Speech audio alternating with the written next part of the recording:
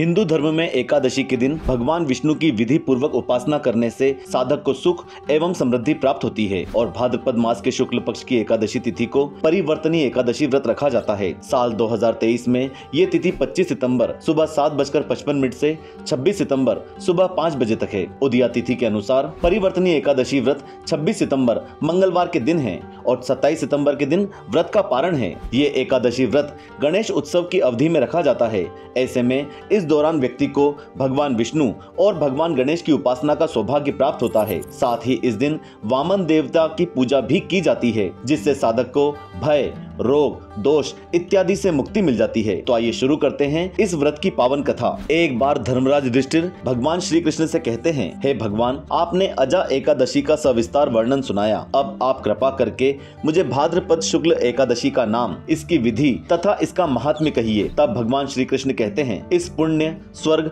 और मोक्ष को देने वाली और सब पापों का नाश करने वाली उत्तम वामन एकादशी का महात्म्य मैं तुमसे कहता हूँ, अतः आप इसे ध्यान पूर्वक सुनो। इस एकादशी को पद्मा एकादशी, परिवर्तनी एकादशी, जयंती एकादशी, जल झूलनी एकादशी और वामन एकादशी भी कहते हैं। इस दिन यज्ञ करने से वाजपेय यज्ञ का फल मिलता है। पापियों के पाप नाश करने के लिए इससे बढ़कर कोई और उपाय नहीं। जो मनुष्य परिवर्तनी एकादशी के दिन मेरे वामन रूप की पूजा करता है, उससे तीनों लोग पूज्य होते हैं। अतः मोक्ष की इच्छा रखने वाले मनुष्य को इस व्रत को अवश्य करना चाहिए। जो कमल नयन भगवान का कमल से पूजन करते हैं, वे अवश्य भगवान के समीप जाते हैं। जिसने भाद्रपद शुक्ल एकादशी को व्रत और पूजन किया, उसने ब्रह्मा विष्णु सहित तीनों लोगों का पूजन किया। अतः एकादशी का व्रत अवश्य करना चाहिए। इस दिन भगवान करवट लेते हैं, इसलिए इसको परिवर्तनी एकादशी भी कहा जाता है। भगवान के वचन सुनकर युधिष्ठिर बोले, हे भगवान, मुझे अति संदेह हो रहा है कि आप किस प्रकार सोते और करवट लेते हैं तथा आपने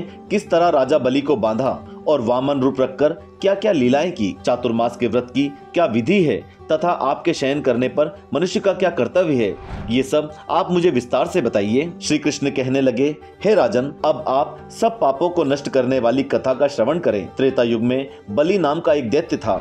वह मेरा परम भक्त था। विविध प्रकार के वेद सूक्तों से मेरा पूजन किया करता था और नित्य ही ब्राह्मणों का पूजन और यज्ञ के आयोजन करता था। लेकिन इंद्र से द्वेष के कारण उसने इंद्रलोक और सभी देवताओं को जीत लिया। इस कारण सभी देवता एकत्रित होकर सोच विचार कर भगवान के पास गए। बृहस्पति सहित इंद्रादिक देवता प्रभु के निकट जाकर और नतमस्तक होकर वेद मंत्रों द्वारा भगवान का पूजन और स्तुति करने लगे। अतः मैंने वामन रूप धारण करके 5वां अवतार लिया और फिर अत्यंत तेजस्वी रूप से राजा बलि को जीत लिया। इतनी वार्ता सुनकर राजा युधिष्ठिर बोले, हे जनार्दन, आपने वामन रूप धारण करके उस महाबली दैत्य को किस प्रकार जीता। श्री कृष्ण कहने लगे, मैंने वामन रूपधारी ब्रह्मचारी बलि से 3 पग भूमि की याचना करते हुए कहा, ये मुझको 3 लोक के समान है और हे राजन, ये तुमको अवश्य ही देनी होगी। राजा बलि ने इसे तुच्छ याचना समझकर 3 पग भूमि का संकल्प मुझको दे दिया और मैंने अपने त्रिविक्रम रूप को बढ़ाकर यहाँ तक कि भूलोक में पद, भुवर में जंगा,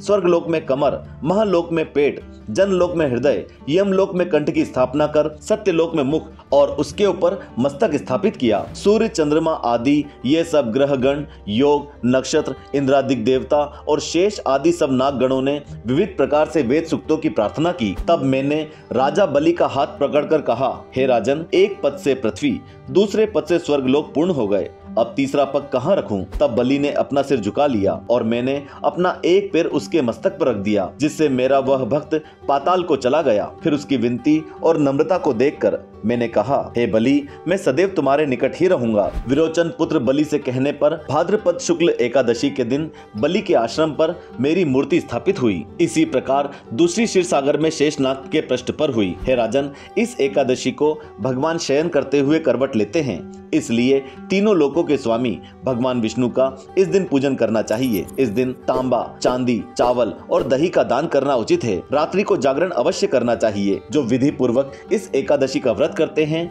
वे सब पापों से मुक्त होकर स्वर्ग में जाकर चंद्रमा के समान प्रकाशित होते हैं और यश पाते हैं। जो पाप नाशक इस कथा को पढ़ते या सुनते हैं, उनको 1000 अश्वमेध यज्ञ का फल प्राप्त होता है। तो भाइयों और बहनों, ये थी पार्श्व एकादशी की व्रत की कथा। आशा करते हैं आपको वीडियो पसंद आया होगा। वीडियो को लाइक कर ज्यादा से ज्यादा शेयर करें। ओम नमो भगवते वासुदेवाय नमः।